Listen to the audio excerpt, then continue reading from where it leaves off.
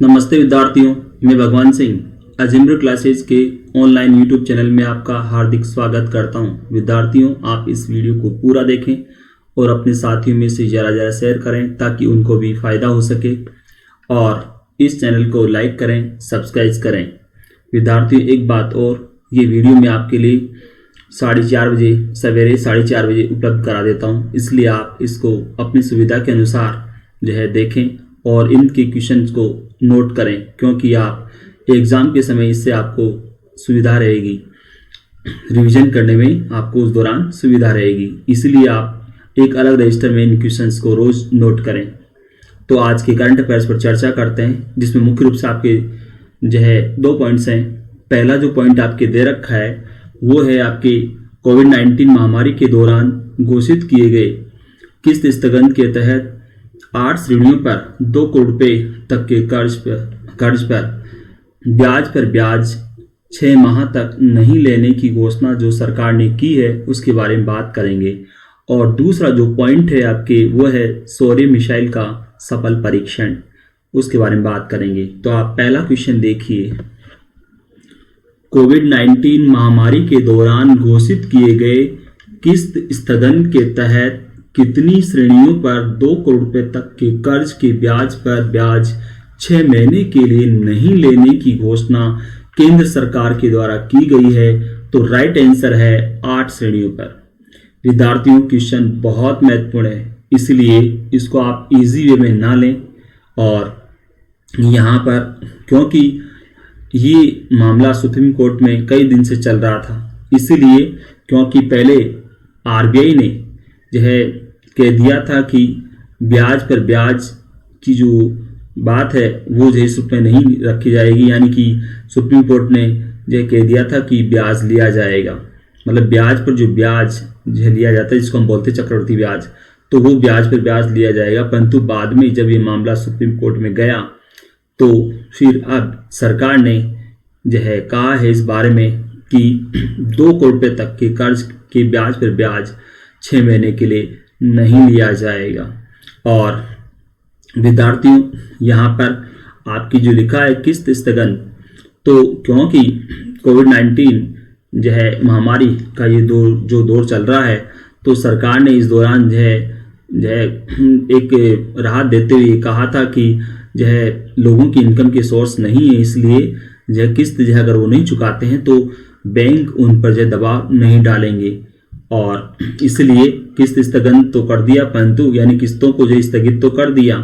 जो जिन लोगों की सोर्स नहीं रहे तो वो बैंक उन पर फोर्स नहीं डाल सकते थे, क्योंकि सरकार ने घोषणा कर दी इसलिए, परंतु ब्याज उनसे वसूला जा रहा था, इसीलिए ये मामला सुप्रीम कोर्ट में गया और अब सरकार ने कहा है कि ब्याज पर ब्याज वो नहीं लिया जाएगा 6 महीने के दौरान। तो यहाँ पर आपको ध्यान रखना 8 श्रेणियों के लिए ये घोषणा की गई है। विद्यार्थी यहाँ पर क्योंकि क्वेश्चन महत्वपूर्ण है, इसलिए थोड़ा इसको और आप अच्छी तरह से जाने। यहाँ मैं बताऊँ आपको कि वित्त मंत्रालय ने सुप्रीम कोर्ट में दिए गए एक हल्फनामे में कहा है कि कोविड-19 महामारी के दौरान घोषित किए गए किस्त स्थगन के तहत 2 करोड़ रुपए तक के कर्ज पर ब्याज 6 महीने के लिए नहीं लिया जाएगा। ये सुप्रीम कोर्ट में जो हलफनामा पेश किया है केंद्र सरकार ने, उसमें ये बात कही गई है। एक बात और है यहाँ इसमें जो कहा गया है कि किस्त स्थगन की अवधि के दौरान ब्याज पर ब्याज के संबंध खास श्रेणियों में सभी कर्जदारों को राहत मिलेगी, चाहे उन्होंने किस्त स्थगन का लाभ उठाया हो या नहीं उठाया हो। विद्यार्थी, यहाँ पर जो मैंने बोला है कि इसमें कहा गया है कि चाहे कर्जदारों ने किस्त स्थगन का लाभ उठाया हो या नहीं उठाया हो, उनको भी ये छूट मिलेगी, यानी कि ये राहत मिलेगी। ब्याज पर ब्याज जो नहीं लिया जाएगा, ये जो सरकार ने कहा, तो ये उनको भी मिलेगा, ये उनको भी राहत मिलेगी। यहाँ पर जो मैंने कहा कि किसी कर्जदार ने किस्त स्थगन का लाभ उठाया हो नहीं उठाया हो, उनको भी ये राहत मिलेगी। तो इससे मतलब ये है कि सरकार ने तो घोषणा कर दी थी कि कोई अपनी किस्त चुकाने में सक्षम नहीं है तो वो ना चुकाएं, तो यानी कि उनकी इनकम नहीं है इसलिए ना चुकाएं, और बैंक उन पर फोर्स नहीं डालेगा वसूली के लिए। ये सरकार ने घोषणा कर दी थी, परंतु कई लोग ऐसे भी रहे जिन्होंने सरकार की इस घोषणा के बाद भी अपनी किस्तों को जो है चुकाया बैंकों को। तो अब उनको भी जो है ये राहत देने की घोषणा सरकार ने की है। इसलिए इसमें कहा है कि किस्त स्थगन का लाभ अगर किसी ने उठाया तो उनको भी जो है ये छूट मिलेगी, यानी कि ये राहत मिलेगी ब्याज की। और जो है जिन्होंने है ये मतलब लाभ नहीं उठाया उनको मिलेगा, जिन्होंने लाभ नहीं उठाया उनको भी ये राहत मिलेगी, यानी कि ये ब्याज पर ब्याज जो छूट है वो दोनों को मिलेगी।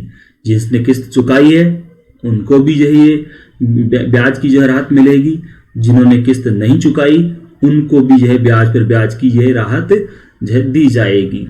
और यहाँ पर एक बात और है, वो ये कि इस संबंध में सरकार अनुदान जारी करने के लिए संसद से उचित अधिकार मांगेगी, यानी कि संसद का सत्र जो है जब भी बुलाया जाएगा तो उस दौरान जो है सरकार जो है संसद में इस संबंध में अनुदान जारी करने की अनुमति मांगेगी।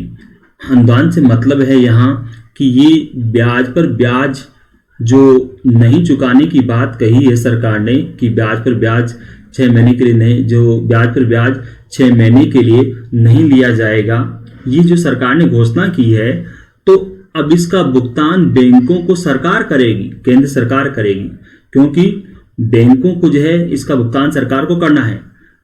तो क्योंकि आप जानते हो बच्चों कि बैंकों के द्वारा हर 6 महीने में जो है हिसाब किया जाता है और जो ब्याज जुड़ता है तो वो भी मूल जो है राशि में, यानी कि जो कर्ज लिया है जितने का, तो उस मूल राशि में उस ब्याज को जोड़ दिया जाता है। तो फिर उस वो ब्याज जोड़ दिया तो उस पर भी ब्याज शुरू हो जाता है, जिसको हम बोलते हैं चक्रवृद्धि ब्याज। तो यहाँ पर यही बात जो है मैं कह रहा था कि ब्याज पर ब्याज 6 महीने के लिए नहीं लेने की जो सरकार ने घोषणा की है, तो अब उसका भुगतान तो सरकार करेगी बैंकों को। तो इसके लिए अनुदान जो है मांगने, यानी अनुदान जो है जारी करने का अधिकार जो है संसद से प्राप्त करेगी केंद्र सरकार। तो जब संसद का सत्र होगा उस समय जो है सरकार अनुदान जारी करने के लिए संसद से उचित अधिकार प्राप्त करेगी। तो यहाँ अनुदान से मतलब आप ध्यान रखिएगा, ये ब्याज की जो राशि चुकानी है केंद्र सरकार के द्वारा बैंकों को, उसके बारे में। एक बात और है यहाँ पर कि ये अनुदान जो है सरकार द्वारा पहले जो है घोषित किए गए पहले जो घोषित किया गया था सरकार के द्वारा गरीब कल्याण और आत्मनिर्भर भारत पैकेज, आपको याद होना चाहिए पिछली वीडियो में मैंने इसके बारे में बताया था। तो ये जो अनुदान जारी किया जाएगा सरकार के द्वारा, ये ब्याज पर ब्याज वाली जो बात मैंने कही है, तो ब्याज पर ब्याज नहीं लेने के लिए जो है सरकार ने जो घोषणा की है, तो ये जो बैंकों को दिया जाएगा केंद्र सरकार के द्वारा अनुदान, तो यहाँ जो है ये अनुदान पहले घोषित किए गए गरीब कल्याण और आत्मनिर्भर भारत पैकेज के तहत सूक्ष्म लघु मध्यम उद्योगों को दिए गए 3.7 लाख करोड़ रुपया और आवास ऋण के लिए दिए गए 7 लाख रुपए के सहायता पैकेज के अतिरिक्त होएगी। यानी कि वो राशि अलग है जो मैंने भी आपको कहा कि सूक्ष्म मध्यम और लघु जो उद्योगों को 3.7 लाख करोड़ रुपए का जो पैकेज दिया था सरकार ने गरीब कल्याण और आत्मनिर्भर भारत योजना के तहत, तो उस पैकेज और एक दूसरा जो मैंने बताया आवास ऋण के लिए 7 लाख रुपए का जो पैकेज दिया था, यानी सहायता राशि का जो पैकेज दिया था, उसके अलावा होगी अनुदान की राशि, यानी कि उसको जो है इसमें काउंट नहीं किया जाएगा।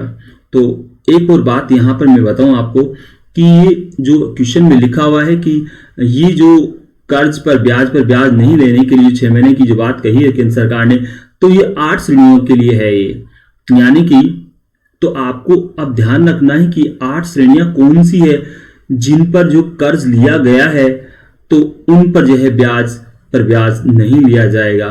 तो ये 8 श्रेणियों के नाम आप याद रखना बच्चों। एक तो जो है सूक्ष्म लघु और मध्यम उद्योग है, एक, दूसरा शिक्षा, तीसरा आवास, चौथा उपभोक्ता टिकाऊ वस्तुएं, पांचवा क्रेडिट कार्ड का बकाया, छठा ऑटो रिक्शा, सातवां व्यक्तिगत ऋण और आठवां है उपभोग आधारित ऋण। इन 8 जो है श्रेणियों में ये जो है सरकार की ओर से ये जो है ब्याज पे ब्याज नहीं लेने की घोषणा की गई है। तो आपको ये 8 नाम याद रखने हैं विद्यार्थियों। एग्जाम में जब क्वेश्चन आते हैं वो इस रूप में पूछ लिया जाता है कि जैसे कि जो है यहाँ पर एक क्वेश्चन और जो बनता है कि केंद्र सरकार ने जो है जिन 8 श्रेणियों पर जो है 2 करोड़ रुपए तक के कर्ज की ब्याज पर ब्याज नहीं लेने की जो घोषणा की है, तो निम्न से कौन सी नहीं है। तो अब आपको 8 श्रेणियों के नाम याद रखने हैं विद्यार्थियों, तो वो आपको मैंने बता दिए हैं। और एग्जाम में कई बार होता है कि क्वेश्चन देकर पूछते हैं कि इससे संबंधित निम्न से कौन सा तथ्य नहीं है, तो आपको जो ऑप्शन में वो जो है देते हैं तो लंबी लंबी लाइन देते हैं, तो वहां पर आपको इस तरह के क्वेश्चन उलझा देते हैं। इसलिए आपको पूरी नॉलेज रखनी है इस बारे में, तो इसलिए मैंने आपको 8 श्रेणी के नाम बता दिए, इनको आपको याद रखना है।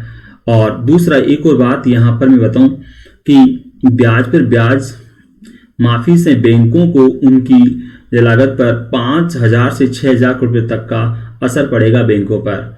हालांकि जैसा मैंने कहा कि सरकार करेगी इसका भुगतान तो बैंकों को, परंतु ये कितना जो है असर पड़ने वाला है 5 से 6,000 रुपए तक का। और एक बात और है यहाँ पर जो 6 महीने की बात जो आपके क्वेश्चन में कही गई है कि ब्याज पे ब्याज 6 महीने के लिए नहीं लिया जाएगा इन 8 श्रेणियों पर, तो यहाँ पर आपको डेट भी याद रखनी है। तो ये जो सरकार की ओर से जो राहत दी जाएगी तो ये जो है 6 महीने के लिए, तो 6 महीने की तारीख भी आपको याद रखना है 1 मार्च से 31 अगस्त तक की, ये 6 महीने की अवधि के लिए ये राहत दी जाएगी सरकार की ओर से। 1 मार्च से 31 अगस्त तक के 6 माह की अवधि के लिए ये राहत दी जाएगी, ये भी आपको याद रखना। तो और दूसरी एक बात और है कि अगर सरकार के द्वारा सभी श्रेणियों पर अगर राहत दी जाती तो जो है 10,000 करोड़ से 15,000 रुपए तक का असर होता, परंतु जैसा मैंने कहा कि 8 श्रेणियों पर ही ये जो है राहत देने की घोषणा की है, तो इसलिए क्वेश्चन आपके लिए महत्वपूर्ण है बच्चों। तो आपको अलग अलग मैंने समझा दिया है इसमें, तो आपको अगला क्वेश्चन देखना है। विद्यार्थियों यहाँ पर थोड़ा प्रिंट मिस्टेक है, 9.2 किलोमीटर 9.2 किलोमीटर है, ये थोड़ा सही पढ़ना इसको। 9.2 किलोमीटर लंबी अटल सुरंग किस पर्वत श्रृंखला में बनाई गई है जिसका उद्घाटन प्रधानमंत्री नरेंद्र मोदी ने 3 अक्टूबर को रोहतांग में किया है। तो राइट आंसर है पीर पंजाल श्रेणी। विद्यार्थियों यहाँ पर इस क्वेश्चन को मैंने जो है इस रूप में अलग तरीके से लिया है। पिछला जो क्वेश्चन पिछले वीडियो में मैंने इस क्वेश्चन को लिया था, पिछला जो वीडियो है आप जो है ने देखा है, तो उस क्वेश्चन में मैंने लिया था कि अटल सुरंग की जो है लंबाई कितनी है, ये लिया था मैंने वो क्वेश्चन, और जो कि जो है लाहौल स्पीति को मनाली से जोड़ेगी। तो वहां पर वो लंबाई वाला क्वेश्चन था कि अटल सुरंग की जो है लंबाई कितनी है, ये था क्वेश्चन। और यहाँ पर क्वेश्चन ये है कि 9.02 किलोमीटर लंबी अटल सुरंग किस पर्वत श्रृंखला में बनाई गई है, तो यहाँ पर आपको ध्यान रखना है पीर पंजाल। विद्यार्थियों ये जो पर्वत श्रेणियां हैं, तो यहाँ पर जो है पीर पंजाल श्रेणी, जास्कर श्रेणी, काराकोरम श्रेणी, लद्दाख श्रेणी, ये ऑप्शन में इसी तरह से देंगे आपके एग्जाम में, तो आपको ध्यान रखना है पीर पंजाल श्रेणी में बनाई गई है ये सुरंग, ये आपको ध्यान रखना है।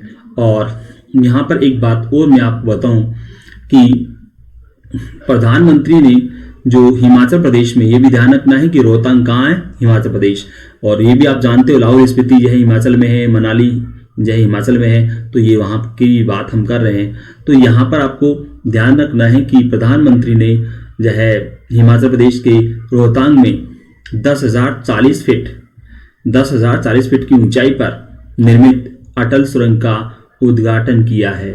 तो ये जो है ऊंचाई भी आपको याद रखनी है, कितनी ऊंचाई पर है ये जो अटल सुरंग, और तो 10,040 फीट। और कहाँ पर उद्घाटन किया, तो रोहतांग में, हिमाचल प्रदेश रोहतांग। और विद्यार्थी ये रोहतांग में यहाँ इस जगह सुरंग का उद्घाटन करने के बाद फिर प्रधानमंत्री ने जो है रोहतांग में एक समारोह में भी भाग लिया। और यहाँ पर एक बात और मैं आपको बताऊं कि मनाली को लाहौल स्पीति से जोड़ने वाली 9.02 किलोमीटर लंबी अटल सुरंग दुनिया की सबसे लंबी राजमार्ग सुरंग है। और तो यहाँ पर ये बात भी आपको याद रखनी है बच्चों, इसकी लंबाई भी याद रखनी है। तो दूसरा ये भी आपको याद रखना है कि मनाली को लाहौल स्पीति से जोड़ने वाली है ये सुरंग, और इसकी लंबाई भी आपको याद रखनी है। बच्चों एक बात और है यहाँ पर जो मैंने आपको बताई कि इस सुरंग के बन जाने से मनाली से लेह की जो दूरी है वो 46 किलोमीटर कम हो जाएगी, क्योंकि लेह जो लद्दाख की राजधानी है, तो लेह तक जो मार्ग जाता है, तो मनाली से लेह जाने वाला जो मार्ग है, तो वो अब क्योंकि सुरंग बन जाने की वजह से 46 किलोमीटर की दूरी और कम हो गई है मनाली से लेह की। ये दूरी कम होने की वजह से भी वहां पर जल्दी पहुंचा जा सकेगा। दूसरी बात यह है कि बर्फबारी जब होती है तो रोहतांग जो दर्रा है वो भर जाता है बच्चों, इसलिए मार्ग बंद हो जाता है। परंतु अब यहाँ पर सुरंग बन गई है तो वो जो दर्रा रोहतांग जो दर्रा है वो बंद हो जाता था बर्फबारी से, तो अब सुरंग बन जाने की वजह से आवागमन नहीं रुकेगा यहाँ। ये एक बहुत बड़ी बात हो गई यहाँ के लिए, और इसी वजह से अब लद्दाख की पूर्वी सीमा पर जो यानी कि चीन के साथ जो लगती है, लद्दाख की पूर्वी भाग जो है चीन के साथ लगता है, या यूं कि भारत का जो भाग चीन के साथ लगता है, लद्दाख की पूर्वी सीमा जिसको हम बोलें, तो वहां पर सैन्य साजो सामान पहुंचाने में आसानी रहेगी। क्योंकि अभी मैंने आपको कहा कि ये सुरंग बन जाने की वजह से दूरी भी कम हुई है मनाली से लेह के बीच की, और दूसरी बात यह कि आवागमन भी सुगम हो गया है, यानी कि अब जब मार्ग रुकेगा नहीं बर्फबारी की वजह से। तो एक सामरिक दृष्टि से भी ये सुरंग महत्वपूर्ण है, और आर्थिक दृष्टि से अगर देखें तो भी महत्वपूर्ण है, क्योंकि लाहौल स्पीति जो पर्यटक स्थल है तो वहां पहुंचना आसान रहेगा पर्यटकों के लिए इस सुरंग के बन जाने की वजह से। क्योंकि अभी आपने पढ़ा कि मनाली को लाहौल स्पीति से जोड़ने वाली है इस सुरंग, तो पर्यटक वहां पर बड़ी संख्या में पहुंचेंगे, तो इससे आर्थिक गतिविधियों को बढ़ावा मिलेगा, और इसलिए भी ये सुरंग महत्वपूर्ण है। और इसके निर्माण पर जो खर्च आया है उसकी बात करें तो वह 3200 करोड़ रुपया खर्च आया है इस पर।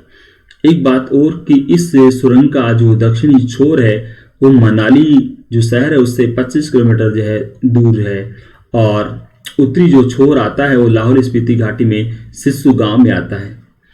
और तो इसलिए इसमें अलग अलग क्वेश्चन बनते हैं बच्चों, ये सब बातें आपको याद रखनी है, इसकी लंबाई आपको याद रखनी है, पर्वत श्रृंखला जिसमें ये बनाई गई वो याद रखना है, और रोहतांग ये भी आपको याद रखना है जहाँ पर इसका उद्घाटन किया गया है। ऊंचाई भी आपको याद रखनी है, 10,040 फीट की ऊंचाई पर है, ये भी आपको याद रखना है। और मनाली को लाहौल स्पीति जोड़ती है, ये भी आपको याद रखना है। और मनाली से लेह जाने वाला मार्ग जो वो सुगम हो गया है वो भी आपको याद रखना है। तो आप अगला क्वेश्चन देखिए। 8 अक्टूबर को वायुसेना की स्थापना की कौन सी वर्षगांठ मनाई जाएगी, जिसके उपलक्ष्य में होने वाली परेड में रफाल लड़ाकू विमानों को शामिल किया जाएगा? तो राइट आंसर है 88वीं वर्षगांठ मनाई जाएगी वायुसेना की स्थापना की। विद्यार्थियों आपको पता है 8 अक्टूबर को प्रतिवर्ष वायुसेना स्थापना दिवस मनाया जाता है, तो ये 88वीं वायुसेना स्थापना दिवस है, आयु की वर्षगांठ है। और यहाँ पर ये लड़ाकू विमानों को शामिल करने वाली जो बात है, तो आपको ध्यान रखना है ये पहला अवसर होगा जब सार्वजनिक तौर पर इन लड़ाकू विमानों को प्रदर्शित किया जाएगा, तो ये भी आपको याद रखना है। अब अगला क्वेश्चन देखिए आप। पूर्वी लद्दाख की गलवान घाटी में 15 जून को चीनी सैनिकों के साथ झड़प में कितने भारतीय जवान शहीद हुए थे, जिनकी स्मृति में पोस्ट 120 शौक दौलत बेग ओल्डी मार्ग पर स्मारक बनाया गया है? तो राइट आंसर है 20, यानी कि 15 जून को चीनी सैनिकों के साथ भारतीय सैनिकों की जो झड़प हुई थी गलवान घाटी में, तो उस घटना में भारत के 20 जवान शहीद हुए थे। और विद्यार्थियों आपको पता है कि चीन के जो सैनिकों की संख्या की अगर बात करें, मरने वाले चीन के सैनिकों की बात करें, तो उनकी संख्या भारतीय सैनिकों से दोगुने से भी ज़्यादा रही है। हालांकि वो स्पष्ट चीन ने ये तो मान लिया है कि उसके सैनिक भी इस घटना में मारे गए हैं, परंतु कितने मारे गए हैं ये स्पष्ट तौर पर उसने नहीं बताया है। परंतु जो है इसमें बताया गया है, या कि भारतीय एजेंसियों के हिसाब से बताएं तो जो है चीन के लगभग 50 से 60 सैनिक इस घटना में मारे गए थे। तो यहाँ पर भारतीय जो है सैनिकों की बहादुरी की गाथा है। और विद्यार्थियों यहाँ पर मैं आपको बताऊं कि जो स्मारक की जो बात कही गई यहाँ पर, तो इसमें स्मारक के फलक पर सेना के स्नो लेपर्ड पर, सेना का जो है स्नो लेपर्ड यानी कि हिम तेंदुआ अभियान जिसको बोलें, तो स्नो लेपर्ड अभियान यानी कि जिसका जो है यहाँ पर जो अर्थ दिया हुआ है गलवान के वीरों की बहादुरी का उल्लेख किया गया है इस स्मारक पर। यानी कि ये जो 20 जवान यहाँ पर जो शहीद हुए हैं उनका जो है यहाँ पर इस स्मारक के फलक पर जो है वो उल्लेख किया गया है। और इस अभियान का जो नाम है वो लेपर्ड जो है स्नो लेपर्ड ये अभियान रहा है नाम। यहाँ पर जो अभियान यानी कि ये जो चीन के सैनिकों के साथ भारतीय सैनिकों की जो झड़प हुई तो इसको नाम दिया स्नो लेपर्ड यानी कि हिम तेंदुआ अभियान। तो यहाँ पर हिम तेंदुआ अभियान के दौरान भारतीय जो जवान जिन्होंने बहादुरी दिखाई उसका उल्लेख इस स्मारक के फलक पर किया गया है। एक बात और है विद्यार्थियों यहाँ पर कि स्मारक फलक पर गलवान में जो शहीद हुए सैनिक, और यहाँ पर आपको बताना चाहिए विद्यार्थियों की कर्नल बी संतोष बाबू और उनके जो साथी जो है जवान रहे हैं उनके नाम यहाँ स्मारक के फलक पर उकेरे गए हैं। और एक बात और है यहाँ कि रक्षा मंत्रालय ने इनके नाम दिल्ली स्थित राष्ट्रीय युद्ध स्मारक पर भी उकेरने की प्रक्रिया शुरू कर दी है। तो अब आपको ध्यान रखना है कि ये जो गलवान में जो स्मारक बनाया गया है इन सैनिकों की स्मृति में, तो उस जो है स्मारक के फलक पर जो गलवान में जो शहीद हुए कर्नल बी संतोष बाबू और उनके साथियों के नामों को जो उकेरा गया है। और इन्हीं के जो है नामों को राष्ट्रीय युद्ध स्मारक पर भी उकेरने की प्रक्रिया शुरू कर दी है रक्षा मंत्रालय ने। तो ये आपको याद रखना है विद्यार्थियों यहाँ पर। और जो भी जानकारी है वो मैंने आपको बता दी है। तो इसमें तारीख भी आपको याद रखना है, 15 जून 2020 वाली जो घटना है गलवान की वो याद रखना है। और ये स्मारक कहाँ बनाया गया है तो वो भी आपको याद रखना है कि पोस्ट 120 शौक दौलत जो है बेग ओल्डी मार्ग पर बनाया हुआ है स्मारक। और इसके बारे में जो मैंने बता दिया जो भी जानकारी है आपके, तो आप अगला क्वेश्चन देखिए। सौर्य मिसाइल की मारक क्षमता कितनी है जिसका सफल परीक्षण ओडिशा के तट पर स्थित एपीजे अब्दुल कलाम द्वीप से किया गया है? तो राइट आंसर है 800 किलोमीटर। यानी कि सौर्य मिसाइल की मारक क्षमता 800 किलोमीटर तक की है। विद्यार्थियों यहाँ पर आपके क्वेश्चन में जो लिखा हुआ ना एपीजे अब्दुल कलाम द्वीप, तो ब्रैकेट में लिखा हुआ व्हीलर द्वीप, यानी कि इस जो है व्हीलर द्वीप जो कि ओडिशा के तट पर स्थित है, तो इस व्हीलर द्वीप का नाम एपीजे कलाम के नाम पर किया गया है, इसलिए यहाँ पर नाम लिखा हुआ एपीजे अब्दुल कलाम द्वीप।